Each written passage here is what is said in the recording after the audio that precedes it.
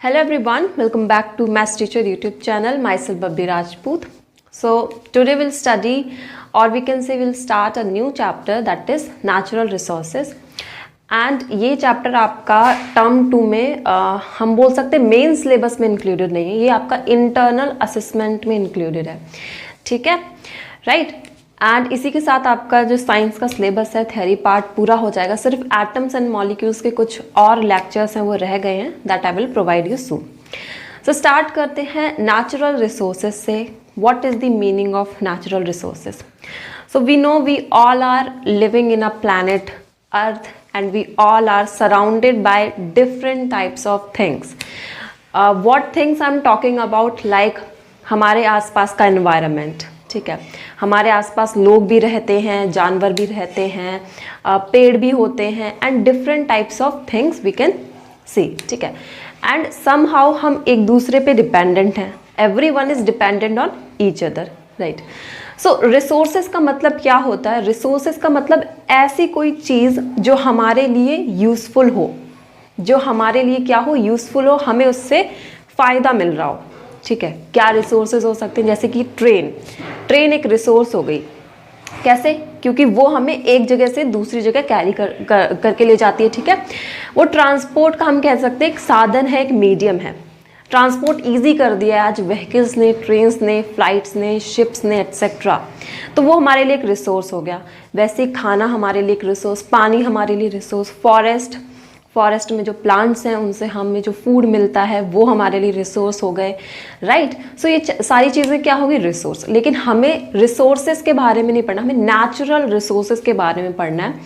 Natural का मतलब होता है प्राकृतिक, मतलब ऐसी चीज़ जो प्रकृति में आपको देखने को मिल रही है, ठीक है। मतलब जो प्रकृति ने, या हम इसको और अच्छे से डिफाइन करें, जो नेचर ने हमें दी है, नेचर की देन है, प्रकृति की देन है।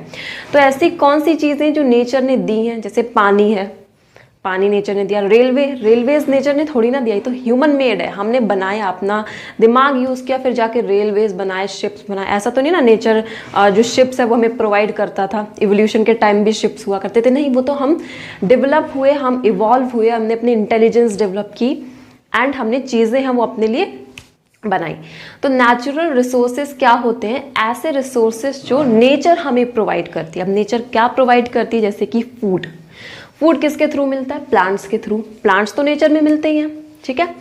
एनिमल्स हो गए, वो भी हमारे लिए नेचुरल रिसोर्सेज हो गए। फॉसिल फ्यूल्स हो गए, वो भी नेचुरल रिसोर्सेज। वाटर हो गया, नेचुरल रिसोर्सेज हो गए। मतलब ऐसे रिसोर्सेज जो हमें प्रकृति देती है, ये प्रकृति की देन है, ठीक है। आई होप आपको मीनिंग समझ में आ गया होगा। अब हम जंप करते हैं इनटू द चैप्टर, जो हमें पढ़ना है, इम्पॉर्टेंट है। ओके, सो यहाँ पे मैंने आपको 3 कलर के मार्कर से कुछ सर्कल्स बनाए हैं। आपको एक ग्रीन कलर का सर्कल दिख रहा है, एक ब्लू कलर का एंड एक ब्लैक कलर का। सो ग्रीन कलर का सर्कल यहाँ पे रिप्रेजेंट कर रहा है लिथोस्फेयर। अभी सिर्फ सुनना, ओके। रेड कलर का दिस ब्लू कलर का सर्कल आपको रिप्रेजेंट कर रहा है hydrosphere and the black colour circle is the representation of atmosphere. बीच में आपको एक रेड कलर का सॉलिड सा डार्क सा स्ट्रक्चर दिख रहा है, स्पॉट दिख रहा है, ठीक है, वो बायोस्फीयर लिखते हैं। अब क्या है ये देखते हैं। देखो, लिथोस्फीयर का मतलब होता है लैंड, मतलब जिस ज़मीन पे मैं खड़ी हूँ, जिस ज़मीन पे आप खड़े हो पाते हो, ठीक है, वो लिथोस्फीयर का पार्ट है। All the land area is come under which sphere? That is lithosphere. जो भी आपका ज़मीनी भाग है वो लिथोस्फीयर में आता है, ठीक है। इसीलिए मैंने ग्रीन से बनाया इसको, राइट। हाइड्रोस्फीयर, हाइड्रो मतलब होता है वाटर, लिथो मतलब होता है लैंड, हाइड्रो मतलब होता है वाटर, तो ब्लू से बना दिया। मतलब whatever water bodies we are seeing, जो भी वाटर बॉडीज हैं हमारे इस वर्ल्ड में, वो क्या है? उनको हम हाइड्रोस्फीयर कहेंगे। वो कौन से स्फीयर में आती है? वो हाइड्रोस्फीयर में आती हैं, ठीक है। Last is atmosphere. एटमॉस्फेयर मतलब हवा मतलब एयर, ठीक है। सो तीसरा हमारा क्या हो गया स्फीयर? That is atmosphere. मतलब जो भी आपका एयर वाला रीजन है, ठीक है, जैसे कि ये एयर ही है ना आसपास, तो दिस इज एटमॉस्फेयर, राइट। समझ में आ गया? लिथोस्फेयर, हाइड्रोस्फेयर एंड एटमॉस्फेयर मिलकर के बायोस्फेयर बनाते हैं। क्या बोला मैंने? लिथोस्फेयर, हाइड्रोस्फेयर एंड एटमॉस्फेयर तीनों जब मिलते हैं ना, तभी लाइफ पॉसिबल हो सकती है। बायोस्फीयर एक ऐसा स्फीयर है जहाँ पे जिंदगी, जहाँ पे लाइफ पॉसिबल है। एंड अब तक सिर्फ हमें अर्थ प्लैनेट पे ही पता चला है कि लाइफ है वो एग्जिस्ट कर सकती है। देखो प्लैनेट्स तो और भी हैं और हो सकता है वहाँ पे लाइफ हो, बट हमने अभी उनको ढूंढ नहीं पाया, ना उन्होंने हमें ढूंढ पाया है। ठीक है, सो बायोस्फीयर, बायो जहाँ भी लिखा उसका मतलब होता है लाइफ, जैसे बायोलॉजी, बायो मतलब लाइफ। ठीक है, बायो मीन्स लाइफ। सो बायोस्फीयर किससे मिलके बना होता है? कुछ हिस्सा लिथोस्फीयर का आता है, ठीक है, कुछ हिस्सा हाइड्रोस्फीयर का एंड कुछ हिस्सा एटमॉस्फेयर का। तो जो कॉमन रीजन है ये बायोस्फीयर होता है। मतलब जिंदगी जीने के लिए तीनों चीज़ें ज़रूरी हैं, पानी भी ज़रूरी है, हवा भी ज़रूरी है, और भूमि मतलब ज़मीन मतलब लैंड भी ज़रूरी है।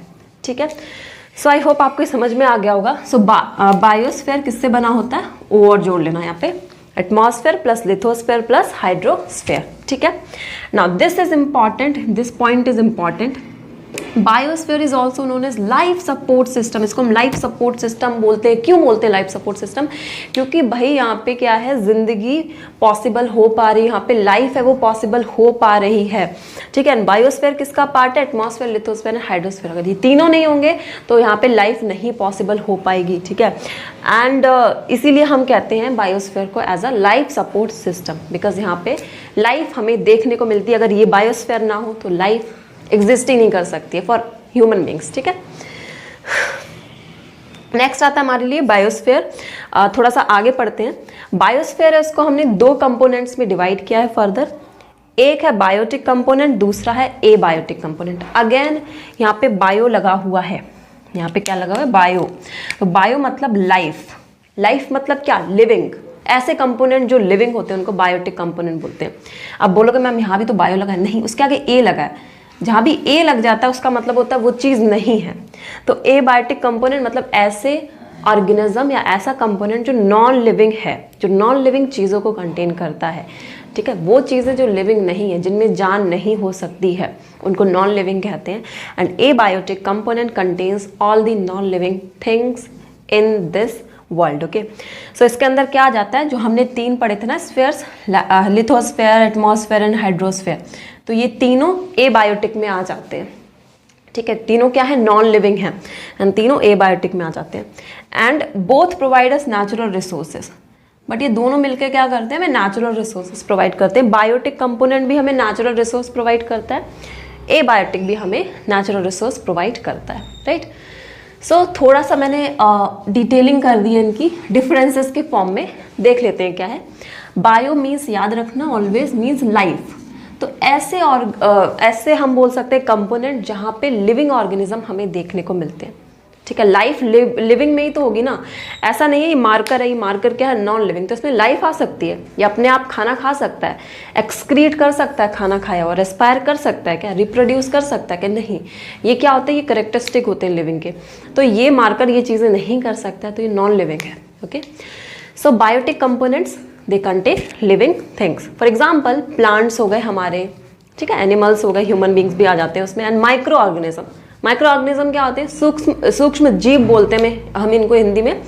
एंड इसमें आपके जो बैक्टीरियाज होते हैं, बैक्टीरियाज हो गए या वायरसेस हो गए या फंजाइज हो गई, छोटे छोटे से ऑर्गेनिज्म होते हैं ना, जो हमें आंखों से नहीं दिखते हैं, जिनके लिए हम माइक्रोस्कोप का यूज़ करते हैं, उनको माइक्रो ऑर्गेनिज्म कहते हैं। माइक्रो मतलब होता है छोटा, माइक्रो लिखा ना, माइक्रो होता है, एक मैक्रो होता है। ठीक है, एक माइक्रो है, एक मैक्रो है। मैक्रो मतलब होता है बड़ा, माइक्रो मतलब होता है छोटा।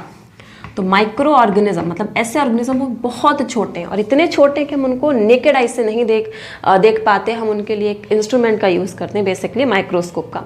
अब माइक्रोस्कोप डिफरेंट टाइप के होते हैं, डिपेंड करता है ऑर्गेनिज्म का साइज क्या है। Okay, next is abiotic component. So bio के आगे ए लगा है, मतलब ये लिविंग नहीं है। ठीक है, so they contain non living things. Example आपका land, water, air and fossil fuel, जैसे पेट्रोल हो गया आपका, डीजल हो गया, नेचुरल गैसेस, ये सारे आपके एबायोटिक कंपोनेंट में आते हैं। सो आई होप आपको ये जो बायोस्फीयर के दो कंपोनेंट्स थे, बायोटिक एंड एबायोटिक, आपको समझ में आए होंगे। नाउ अब हम एयर के बारे में पढ़ते हैं। एयर मतलब क्या? हवा। ये हमने सेकेंड चैप्टर में भी इसके बारे में कुछ पढ़ा था कि एयर क्या होता है। Air is the mixture of different gases. ठीक है, एयर कहाँ देखने को मिलती है? एटमॉस्फेयर में देखने को मिलती है। और ये क्या होती है, बहुत सारी गैसेस का मिक्सचर होता है, ठीक है। जैसे कि मैं अभी यहाँ पे हूँ, यहाँ पे ऑक्सीजन भी होगी, यहाँ पे थोड़ी सी CO2 भी होगी, या डिफरेंट टाइप की गैसेस है वो प्रेजेंट होगी। So it is the mixture of, overall mixture of different types of gases. So it is a mixture of different types of gases. जैसे मैंने यहाँ पे एक क्लाउड टाइप का बना दिया है, ये क्लाउड क्या रिप्रेजेंट कर रहा है, एयर को, उसके अंदर बहुत सारी गैसेज हैं। N2 मतलब नाइट्रोजन, He मतलब हीलियम, O2 मतलब ऑक्सीजन, CO2 मतलब carbon dioxide, O3 means ozone and Ar means organ. तो ऐसे बहुत सारी, मैंने कुछ ही गैसेस का नाम लिखा है, बट बहुत सारी गैसेस हैं वो एयर में प्रेजेंट होती हैं। अब यहाँ पे मैंने कुछ परसेंटेज लिखे हैं, मतलब हमारे जो एटमॉस्फेयर में जो एयर है उसमें नाइट्रोजन का कितना परसेंटेज होगा। हमने बोला ना कि air is the mixture of different gases, तो गैसेस ना अपने परसेंटेज के फॉर्म में प्रेजेंट होती हैं, ठीक है। उनका परसेंटेज फिक्स्ड होता है, थोड़ा ऊपर नीचे हो सकता है, राइट। सो नाइट्रोजन है वो 78% प्रेजेंट है, इंपॉर्टेंट है। ऑक्सीजन जो हमारी है वो 20 to 21% प्रेजेंट है, एंड कार्बन डाइऑक्साइड है वो 0.03% है वो प्रेजेंट है in the atmosphere. Now air में हम ऑक्सीजन और कार्बन डाइऑक्साइड को थोड़ा सा डिटेल में देखेंगे, क्योंकि आपकी NCERT में इनके बारे में लिखा है, ठीक है, राइट। सो ऑक्सीजन का कितना परसेंटेज अवेलेबल है in the atmosphere, that is 20 to 21%, या हम बोल सकते हैं 20.93%, ठीक है। Without oxygen life is not possible, it is essential for all living beings. ये जो पॉइंट लिखा है ना, essential, very very important, it is essential for all living being. अगर ऑक्सीजन नहीं होगी, अगर ऑक्सीजन नहीं होगी तो लाइफ ही नहीं पॉसिबल हो पाएगी। आप रेस्पायर करते हो तो आप कौन सी गैस इनहेल करते हो, आपके बॉडी में कौन सी गैस जाती है, ऑक्सीजन। तो अगर आपको ऑक्सीजन मिलना बंद हो जाए ना, so you can't able to live, आप रेस्पायर नहीं कर पाओगे, रेस्पायर नहीं करोगे, ब्रीदिंग प्रॉब्लम होगी एंड यू विल डाई, ठीक है। That is the major problem कि लाइफ है वो दूसरे प्लैनेट्स पे ह्यूमन बींग्स के लिए पॉसिबल नहीं है, ठीक है। So without oxygen life is not possible, it is an essential for all living beings, and it is used in respiration and combustion. Important है दोनों प्रोसेसेस। ये जो हमारी ऑक्सीजन है ये रेस्पायरेशन प्रोसेस में यूज होती है एंड कंबंशन प्रोसेस में यूज होती है। रेस्पायरेशन मतलब सांस लेने की प्रक्रिया। तो कोई भी ऑर्गेनिज्म है, चाहे ह्यूमन बीइंग है चाहे कोई और ऑर्गेनिज्म है, वो हमेशा ऑक्सीजन को इनहेल करेगा और CO2 को क्या करेगा, एक्सेल करेगा। मतलब ऑक्सीजन उसकी बॉडी में जाएगी एंड कार्बन डाइऑक्साइड उसकी बॉडी से बाहर आएगी। कंबशन मतलब होता है किसी चीज को जब हम जलाते हैं। तो दिस इज वेरी इंपॉर्टेंट। अगर ऑक्सीजन नहीं प्रेजेंट होगी ना उस एरिया में, मान लो आपने कोयला लिया, थोड़ा सा ये कोयला लिया आपने, एंड आप एक ऐसी जगह पे जला रहे हो जहाँ पे ऑक्सीजन नहीं, मान लो ऐसा कोई जगह नहीं होगी जहाँ पे ऑक्सीजन नहीं है, बट फॉर एग्जाम्पल कोई ऐसी जगह आपने ढूंढ ली जहाँ ऑक्सीजन नहीं है और आपने इसको जलाया, सो ये कोयला नहीं जलेगा। Oxygen is very very important for burning of anything. कोई भी चीज़ जलाने के लिए oxygen is very very important, ठीक है। और जब कोई चीज़ जलती है तो उससे कार्बन डाइऑक्साइड गैस निकलती है, ये भी ध्यान रखना। दोनों चीज़ें हैं, देखो रेस्पायरेशन और कंबशन दोनों है। रेस्पायरेशन में भी हम ऑक्सीजन ले रहे थे, लेकिन निकल कौन सी गैस रही थी, carbon dioxide. In case of combustion as well, use तो हो रही थी ऑक्सीजन, लेकिन निकलेगी कौन सी, कार्बन डाइऑक्साइड, ठीक है। अब हम बोले सोर्स ऑफ ऑक्सीजन, भाई ऑक्सीजन आता कहाँ से है। ये जो आप बोल रहे हो 20 या 21% हमारे एटमॉस्फेयर में ऑक्सीजन प्रेजेंट है, कहाँ से आया। सो मेजर जो हम बोल सकते हैं सोर्स है वो प्लांट्स है। प्लांट से ही ऑक्सीजन प्रोड्यूस होता है। अब कैसे प्रोड्यूस होता है, तो आपने सुना होगा कि प्लांट्स एक प्रोसेस करते हैं जिसको हम फोटोसिंथेसिस बोलते हैं, एंड फोटोसिंथेसिस का यूज करके ही वो क्या करते हैं, फूड की प्रिपरेशन करते हैं, अपना खाना बनाते हैं, ठीक है। इसीलिए हम प्लांट्स को ऑटोट्रॉफिक बोलते हैं। ऑटो मीन्स स्वयं, मतलब जो अपना खाना खुद से बनाए, सेल्फ बोलते हैं। ऑटो का मतलब सेल्फ होता है इंग्लिश में, जो अपना खाना खुद से बनाए। तो plants produce oxygen by the process of photosynthesis. जब प्लांट्स में फोटोसिंथेसिस की प्रक्रिया या प्रोसेस चल रही होती है, तब वहाँ से ऑक्सीजन है वो रिलीज होती है। ये इक्वेशन है, आप चाहो तो इसको नोट डाउन कर सकते हो, बट समझाने के लिए मैंने लिख दिया। अभी के लिए आपके लिए इतनी इंपॉर्टेंट नहीं है, लेकिन आपके हायर क्लासेस में, आपके 10th में ही ये इक्वेशन आना शुरू हो जाएगी, ठीक है। सो अभी से याद करोगे तो बहुत बेहतर रहेगा। So equation is 6CO2 + 6H2, मतलब कार्बन डाइऑक्साइड और वाटर जब कंबाइन होते हैं, सनलाइट का होना ज़रूरी है। सनलाइट के बिना फोटोसिंथेसिस नहीं पॉसिबल होती है। एंड क्लोरोफिल, क्लोरोफिल क्या होता है, प्लांट में पाया जाने वाला एक पिगमेंट होता है जिसकी वजह से प्लांट्स ग्रीन नज़र आते हैं, ठीक है। सो क्लोरोफिल और सनलाइट में से अगर कोई भी फैक्टर एब्सेंट है तो फोटोसिंथेसिस कभी भी नहीं होगी, ठीक है। तो carbon dioxide combine with the water in presence of sunlight and chlorophyll. तो ये क्या बनाता है, C6H12O6 इंपॉर्टेंट है, ग्लूकोज है, जिसको हम फूड ऑफ प्लांट बोलते हैं। प्लांट का फूड किस फॉर्म में फॉर्म होता है, that is in form of glucose. And this is important, यही समझाना चाह रही थी मैं। ऑक्सीजन रिलीज होती है आपसे, ठीक है, इस प्रोसेस से ऑक्सीजन रिलीज होती है। सो प्लांट प्रोड्यूस ऑक्सीजन, जो हमें 20 या 21% दिख रहा है हमें ऑक्सीजन का, वो कहाँ से प्रोड्यूस हो रहा है, प्लांट से। और प्लांट्स कैसे प्रोड्यूस कर पा रहे हैं उसको, हवा में तो नहीं प्रोड्यूस करेंगे, by the process of photosynthesis, जहाँ से ऑक्सीजन है वो रिलीज होती है। एंड आपने सुना होगा अमेजॉन फॉरेस्ट के बारे में। अमेजॉन फॉरेस्ट को हम लंग्स ऑफ द प्लैनेट बोलते हैं, लंग्स बोलते हैं उनको, क्योंकि मेजर अमाउंट ऑफ ऑक्सीजन है वो अमेजॉन फॉरेस्ट से ही मिलती है। सबसे ज़्यादा जो ऑक्सीजन का प्रोडक्शन करता है वो कौन करता है, अमेजॉन फॉरेस्ट, इसीलिए उनको हम लंग्स ऑफ द प्लैनेट बोलते हैं। उनके बिना लाइफ नहीं पॉसिबल है, ठीक है। सो आप इसे नोट डाउन कर लो, फिर मैं कार्बन डाइऑक्साइड के बारे में थोड़ा सा आपको बता देती हूँ। So now the carbon dioxide. So carbon dioxide हमारे प्लैनेट में कितने अमाउंट में प्रेजेंट है, 0.03% में, ठीक है। बट अगर हम बात करें कुछ और प्लैनेट्स की, जैसे कि वीनस और मार्स में, ये देखा गया है कि वहाँ पे जो कार्बन डाइऑक्साइड का परसेंटेज है वो बहुत ही ज़्यादा है, that is approx 95 to 97%। And that is why life is not possible on Venus and Mars planets. क्यों? क्योंकि वहाँ पे कार्बन डाइऑक्साइड बहुत ज़्यादा अमाउंट पे है, इससे तो किसी भी ऑर्गेनिज्म की मौत हो जाएगी अच्छे से, ठीक है। बिकॉज हमें सर्वाइवल के लिए ऑक्सीजन की ज़्यादा ज़रूरत होती है, हम ऑक्सीजन इनहेल करते हैं और कार्बन डाइऑक्साइड बाहर निकालते हैं। अगर किसी भी प्लैनेट में कार्बन डाइऑक्साइड का इतना ज़्यादा परसेंटेज होगा तो वहाँ इनहेल करने के लिए CO2 ही होगी, फिर हमारी बॉडी में CO2 जाएगी। एंड CO2 है वो एक पॉइजनस गैस की तरह बिहेव करेगी और हमारी बॉडी में टिश्यूज़ वगैरह उनको ब्लॉक कर देगी and overall death of the organism हो जाएगी, ठीक है। सो इसका अमाउंट है वो एक पर्टिकुलर चाहिए, जितना अर्थ में प्रेजेंट है वो हमारे लिए सफिशिएंट है। एंड वीनस और मार्स में काफ़ी ज़्यादा अमाउंट है, इसीलिए वहाँ पे हमारा सर्वाइवल तो पॉसिबल नहीं है। नेक्स्ट अगर सोर्सेज की बात करें तो मैंने पहले ही बता दिया था आपको, ऑक्सीजन के केस में मैंने आपको बता दिया था, जैसे कम्बशन मतलब किसी भी चीज़ को जलाना। तो जल्दी कोई चीज़ कब जलेगी, जब वहाँ पे ऑक्सीजन प्रेजेंट होगी। ऑक्सीजन के बिना कोई चीज़ नहीं बर्न हो सकती है। लेकिन जब कोई चीज़ बर्न होती है तो उस प्रोसेस को हम बोलते हैं कम्बशन, ठीक है। And during burning of anything या फॉसिल फ्यूल्स कौन सी गैस रिलीज होती है, carbon dioxide. Although different type की गैसेस भी होती हैं, but carbon dioxide is must to release, okay. तो आपने देखा होगा जो फायर एक्सटिंग्विशर होते हैं उसमें क्या होता है, कार्बन डाइऑक्साइड गैस होती है, ठीक है। वहाँ पे ऑक्सीजन नहीं होगी, कभी भी फायर एक्सटिंग्विशर होंगे आप देखना ध्यान से, वहाँ पे ऑक्सीजन नहीं लिखा मिलेगा आपको, कार्बन डाइऑक्साइड। क्योंकि ऑक्सीजन क्या होगा भैया, ऑक्सीजन अगर होगा तो वो तो और ज़्यादा प्रवोक कर देगा फायर को ना, वो और प्रवोक कर देगा फायर को कि भाई और ज़्यादा आग लगे, क्योंकि कोई भी चीज़ कब बर्न कर सकती है, in presence of oxygen only, ठीक है। लेकिन कार्बन डाइऑक्साइड क्या करेगा, वो फायर को रोकता है, फायर को रोकता है, ठीक है। सो ध्यान रखना, कभी भी कोई चीज़ जलती है तो उससे कौन सी गैस निकलेगी, वो निकलेगी carbon dioxide, okay.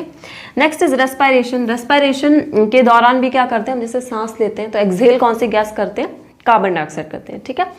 So this was all for today, introductory video था एंड हमने एयर के बारे में भी थोड़ा पढ़ लिया। In the next video lecture हम एयर को ही कंटिन्यू करेंगे, एयर के बारे में थोड़ा और डिटेल में पढ़ेंगे। सो तब तक के लिए आप इसको रिवाइज कीजिए and thank you so much for watching this video.